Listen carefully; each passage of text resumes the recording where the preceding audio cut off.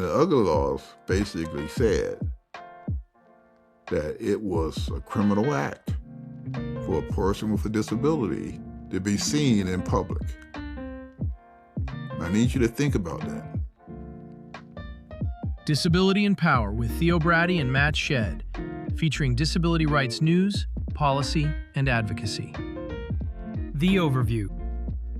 Hi, everybody. Welcome to Disability in Power, a show where we talk about disability rights, policy, and what it takes to build real power in our communities. I'm your host, Matt Shed. I also run Disability Rights Podcasts, where we help organizations and advocates launch and produce their own podcasts.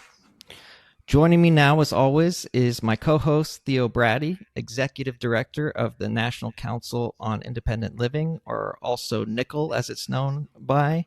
Theo has spent decades in the independent living movement, and he's going to share some of his experience in this conversation. Mr. Theo, how are you? I'm good, man. How are you doing today? I'm good. I'm really excited to dig into this topic because it's very urgent and important to what's going on right now politically, and that's Section 504. Yeah. I'm glad you invited me to talk about this. I think it's one of the things that people don't know much about, but it affects their lives in a major way. So let's get into it. Yeah, so let's just start with an overview like we usually do. Can you tell us briefly what Section 504 is and describe how it's under attack? Yeah.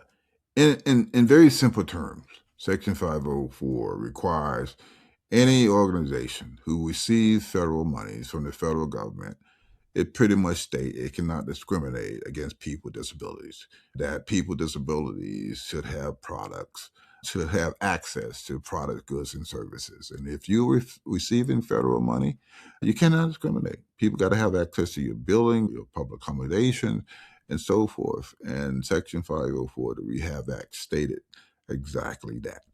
And why people are all of a sudden going against it? It's because Section 504 for many people with disabilities prior to it, you got discriminated against, right? You couldn't go to school, right? People could easily say you can't participate in this program, or the building could have steps and wasn't nothing you could do about it, right? You had to be carried up.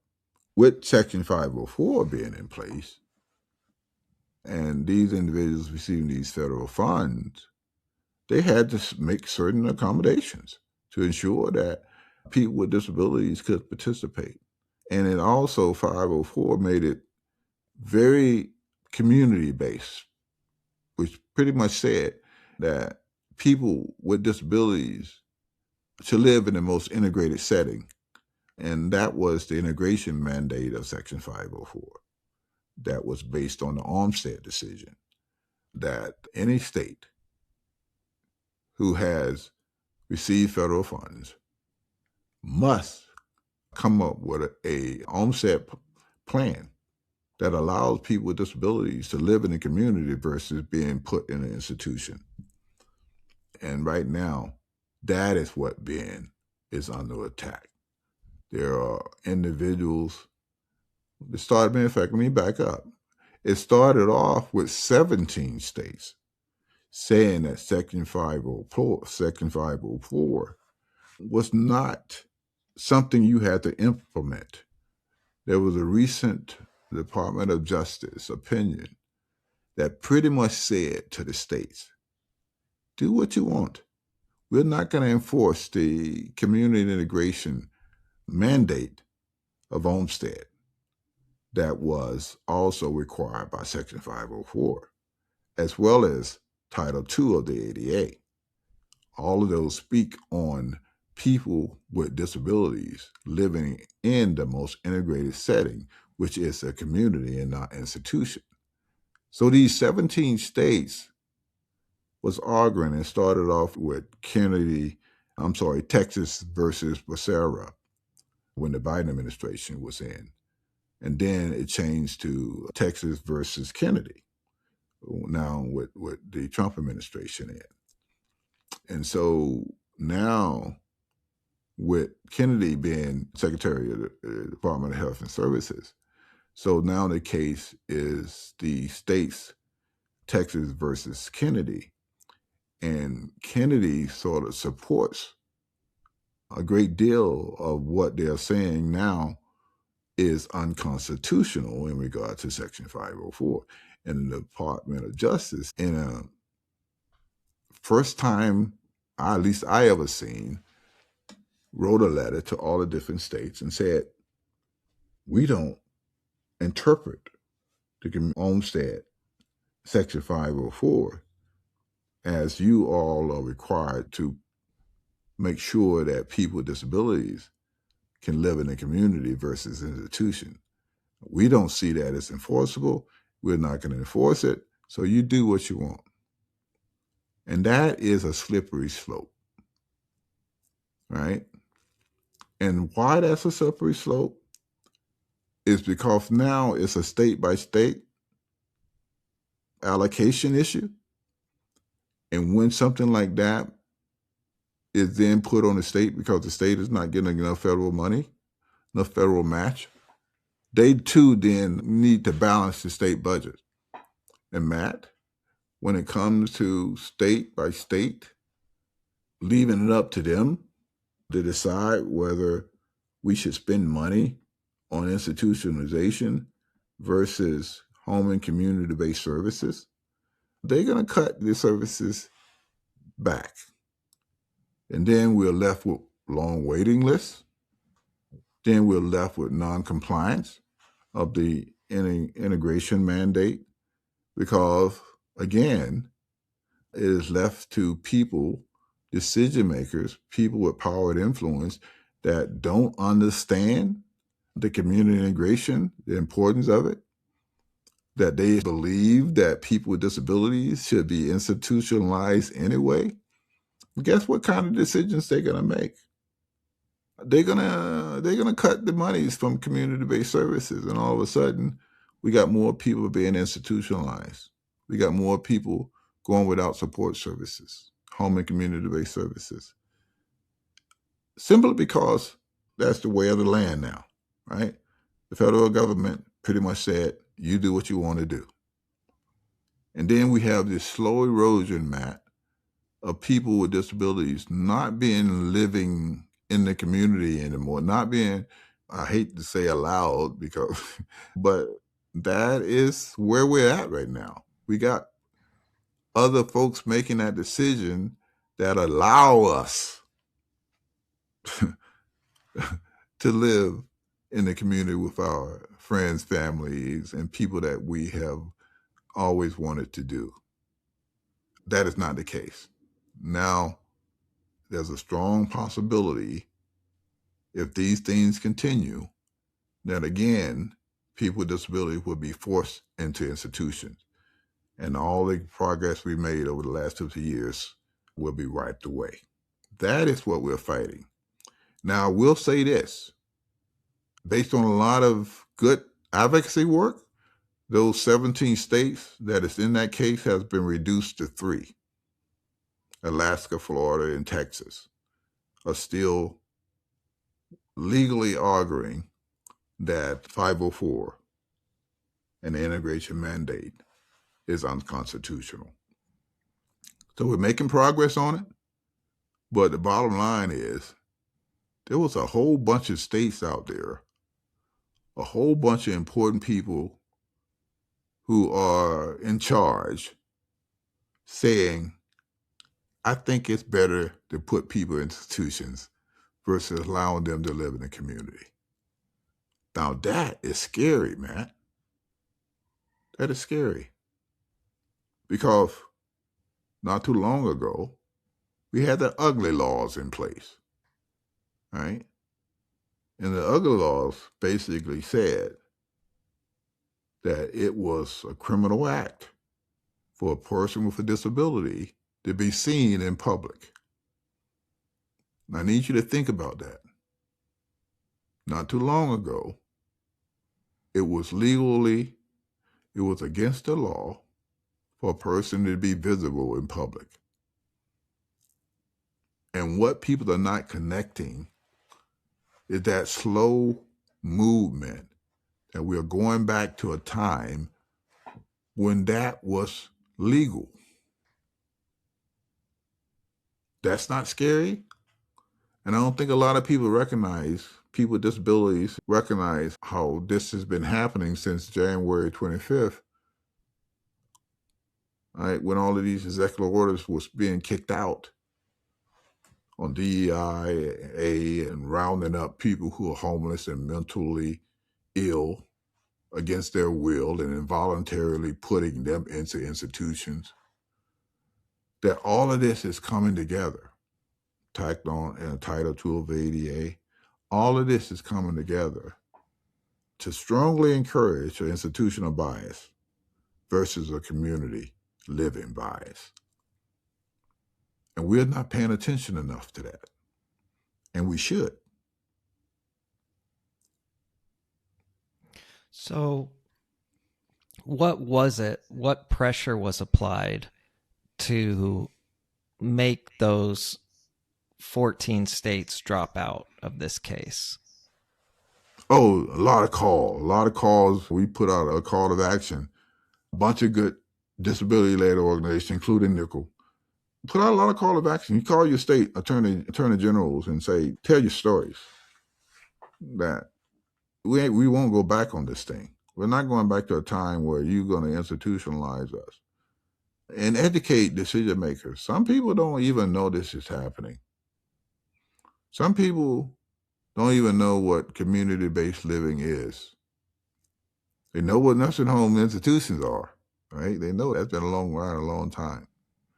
And they don't know a lot about what the Olmstead decision and community-based living and money follow the person, those programs that ensure that people have the adequate supports to live in a community should, right? We got a lot of people, decision makers, who still believe in nursing homes and the benefit of nursing homes. Now, I'm not going to say every person with disabilities might not benefit from more structured living. I'm not going to say that. But I am saying that it will take a lot to convince me that a person with a complex, most severe disability cannot live in a community with adequate supports, that just like they receive in a nursing home, that those same person can live in a community with those supports. And not only that, it's cheaper. It's a lot more affordable in regard to community living versus institutionalized folks. But the problem with that is a lot of decision makers know and understand nursing home institutionalization. They understand that. And the nursing home industry makes sure they do. The lobbyists make sure they do. They understand that. And what they don't understand, though, is how important community-based living is. And how, fortunately, in regard to this falsehood about how much money it takes to live in a community versus institution, is a lie, right? But when it's coupled with something you already believe, right, that people with disabilities should be institutionalized, that they should not be living in my neighborhood, when you get that mindset, it's easily to see how these decision makers would believe this is the right thing to do. Misconceptions. So just like ableism, right? These different governors and legislators that allocate funds, if they are ableist thinkers, if they believe that people with disabilities are better in institutions versus living in community, they're going to act that way.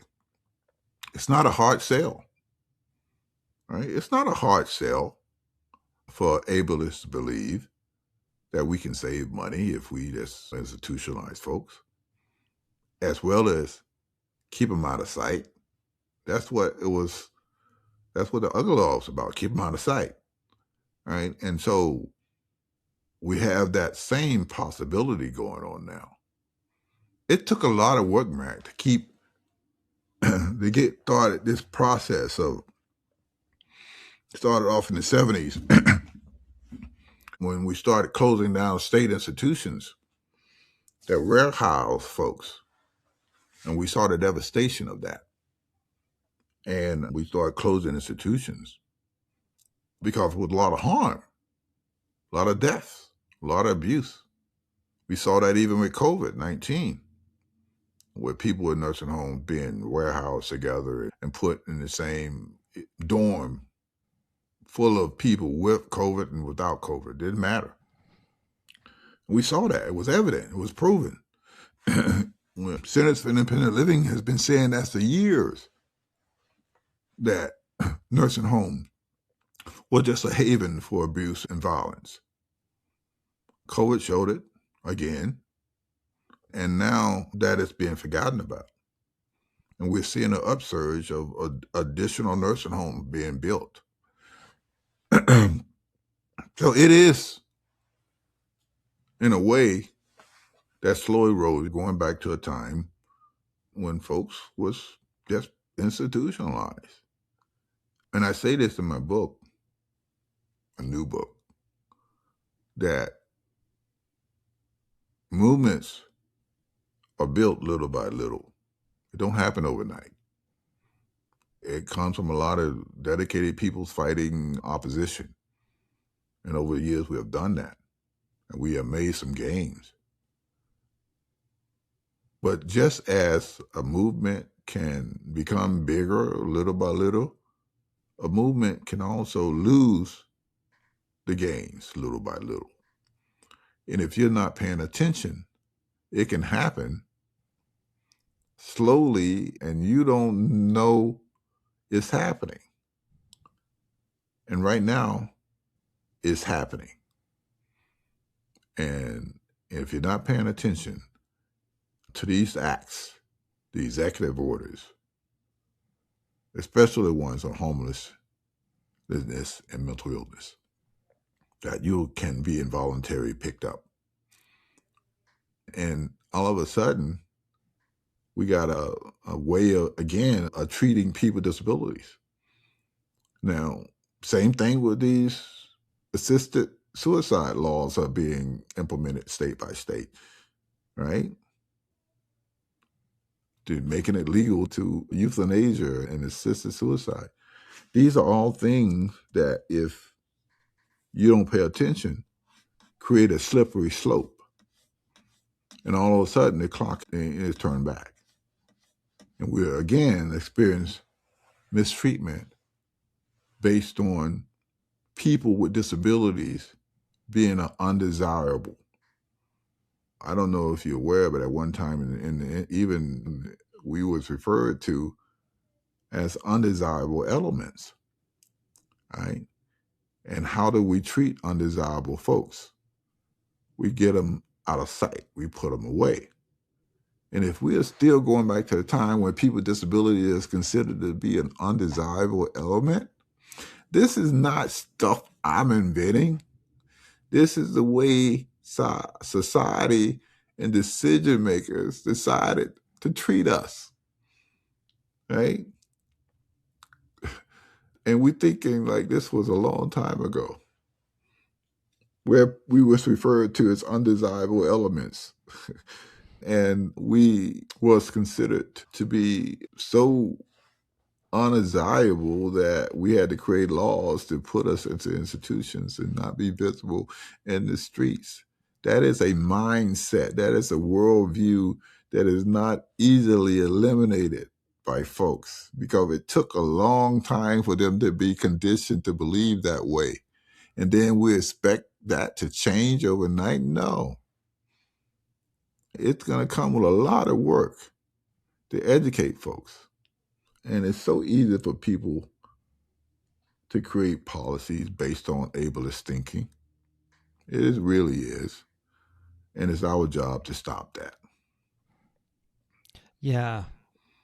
You really hit on how deep this runs, and that ties into our last episode with the inspiration problem, and how that, even when it's wrapped up in supposedly nice packaging, creates this sense of segregation or otherness that can serve to make this stuff possible. This institutionalized, there's a very dark real world consequence. In addition to the psychological impact, there's the physical material impact that kind of ableist thinking can have, even when it's people don't even realize they have it.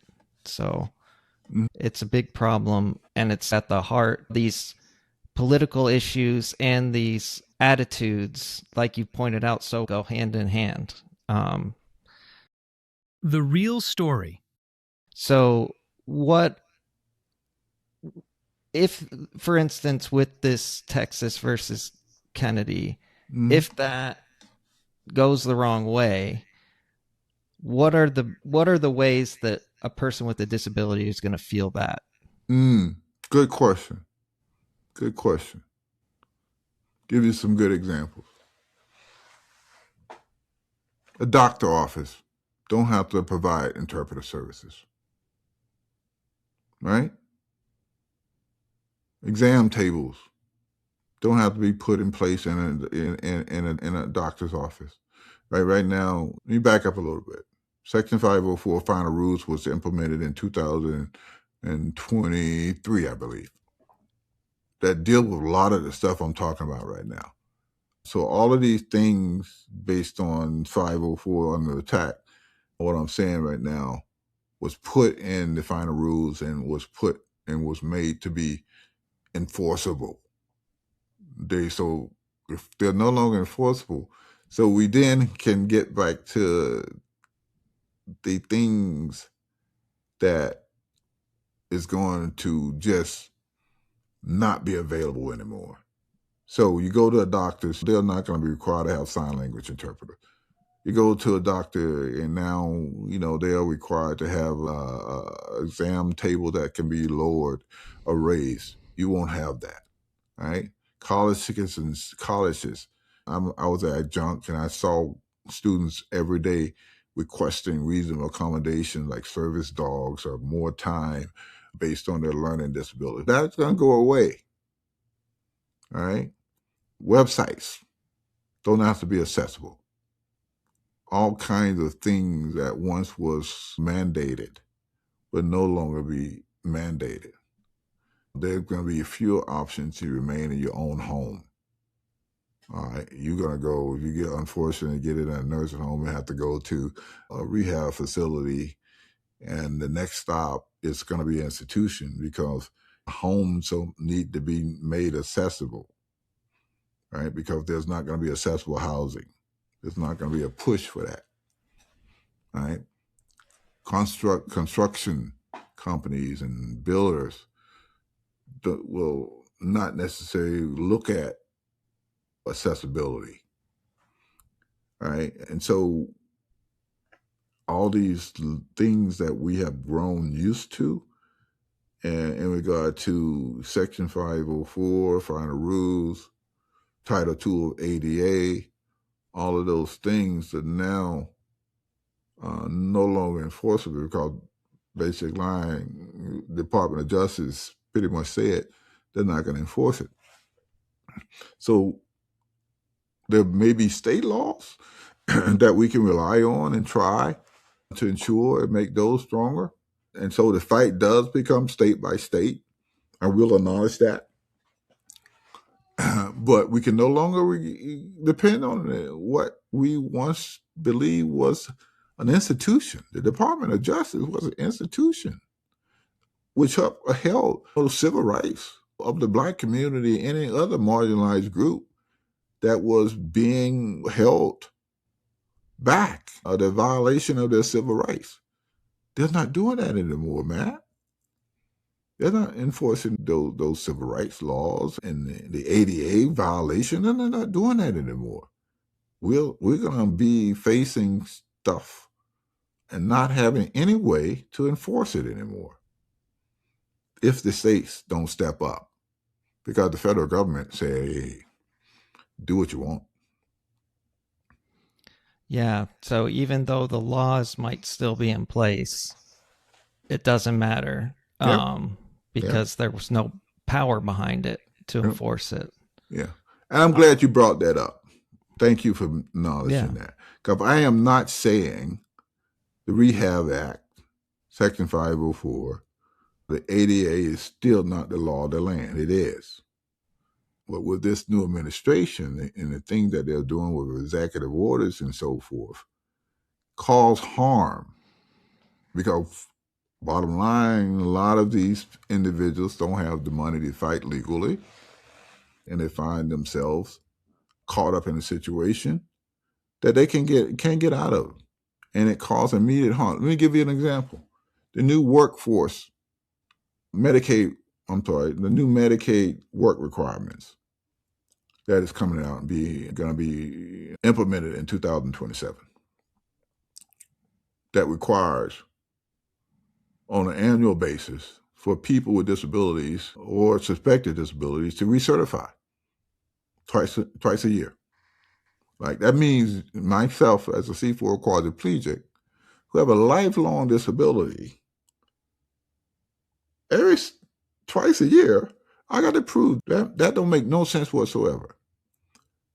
And I'm just writing an article about it.